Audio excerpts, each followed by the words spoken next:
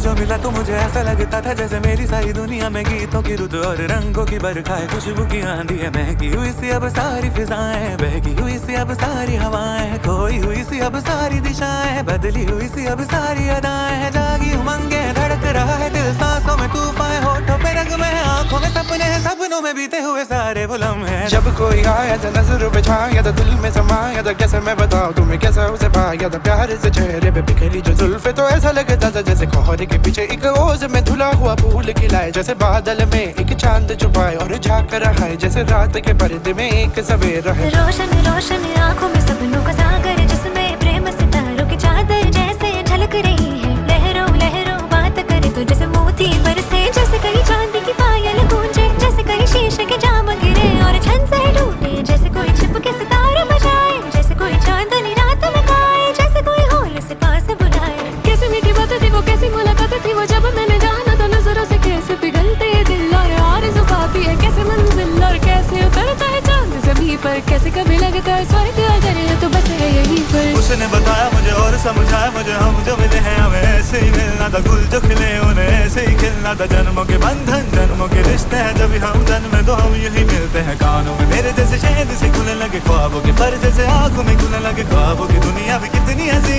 और कैसी रंगी थी, ख्वाबों की दुनिया जो कहने की थी पर कहीं भी नहीं थी। ख्वाब जो टूटे मेरे, आँख जो खुली मेरी, होश जो आया मुझे, मैंने देखा मैंने जाना